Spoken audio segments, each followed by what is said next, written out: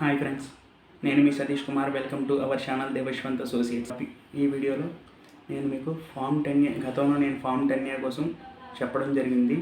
For charitable trusts, companies and institutions వీటి 12AB registration చేసుకోవడానికి form 10A అనే application submit చేయాలి అనే విషయం కోసం మీకు గతంలో ఎక్స్ప్లెయిన్ చేయడం జరిగింది. సో ఆ ఫామ్ 10A అప్లికేషన్ ఈ మధ్య పోర్టల్లో మనకి అవైలబుల్లో ఉంది. సో ఇప్పుడు ప్రజెంట్ ఫామ్ 10A అప్లికేషన్ అనేది మన న్యూ ఇన్కమ్ ట్యాక్స్ పోర్టల్లో అవైలబుల్లో ఉంది. సో ఆ ఫామ్ 10A ఏ విధంగా పాత ఫామ్ 10A అనేది గతంలో ఫిల్ చేయడం కూడా జరిగింది ఓల్డ్ ఇన్కమ్ ట్యాక్స్ పోర్టల్లో. సో కొత్త ఇన్కమ్ ట్యాక్స్ పోర్టల్లోకి వచ్చేసరికి మనం పాత ఇన్కమ్ ట్యాక్స్ పోర్టల్లో ఏదైతే ఫిల్ చేసామో ఆ ఫిల్ చేసినటువంటి ఫామ్ అనేది ఇక్కడికి క్యారీడ్ ఫార్వర్డ్ అనేది జరగలేదు. ఈ ఫామ్ 10A అప్లికేషన్ అనేది ఏ విధంగా ఉంది, ఒకసారి ఏ విధంగా జనరేట్ చేయొచ్చు, దాని యొక్క ఫ్యూచర్స్ ఏంటి అనే దానికోసం తెలుసుకుందాం friends. Let's move in to the video. ఇప్పుడు మనం న్యూ ఇన్కమ్ ట్యాక్స్ పోర్టల్లో లాగిన్ అయ్యాం. సో ఇక్కడ persons not dependent on any source of income not relevant, recently filed, personal with business are professional income. So ఇక్కడ third one select చేస్తున్నాను friends. మీకు already దీనికోసం చెప్పాను చూడండి. ఇంతకుముందు ఫామ్ 10 ఒకటే ఉంది, ఇక్కడ ఫామ్ 10A విజిబుల్లోకి వచ్చింది చూసారా. ఫామ్ 10A రిలీజ్ అయ్యింది. Tax exemptions and reliefs form 10A.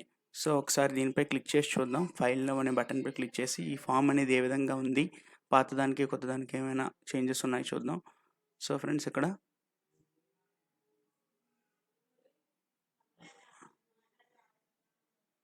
application for registration or provisional registration or intimation or approval or provisional approval under section 12A/1023C/80G/35 form number 10A.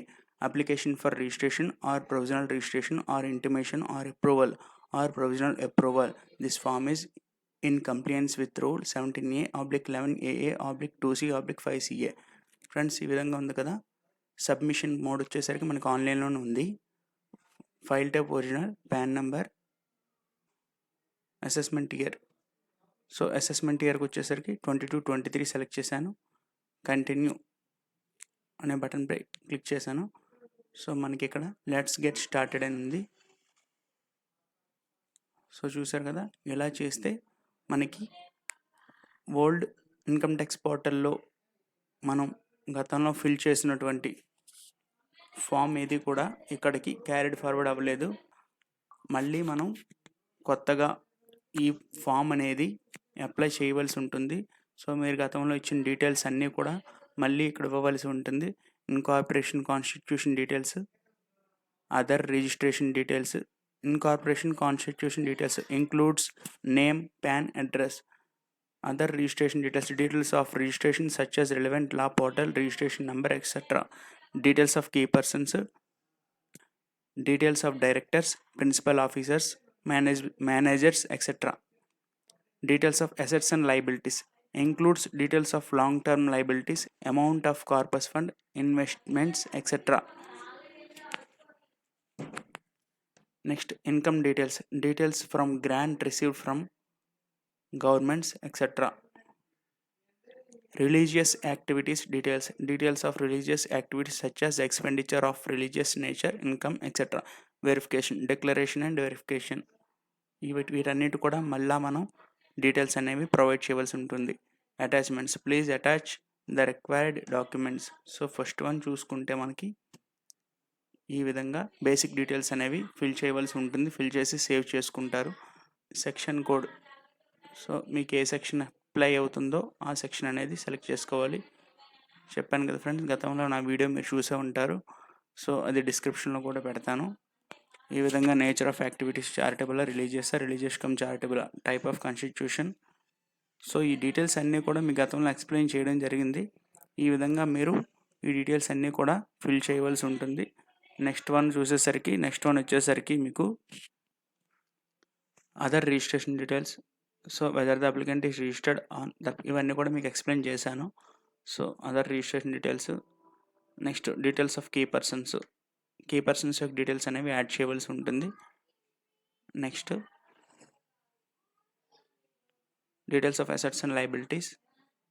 10th option, has return of income been filed for the last assessment year for which the due date has expired అని చెప్పేసి అడుగుతుంది. So ఇది కూడా మీరు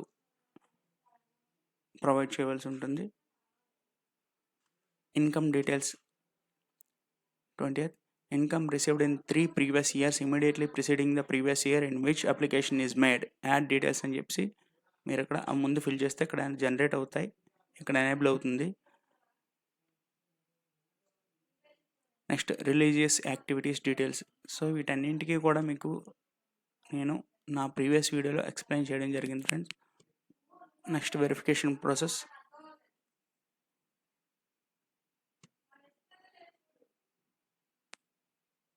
next attachments. So ఇక్కడ attachments అనేవి size of attachment should not be exceed 5 MB.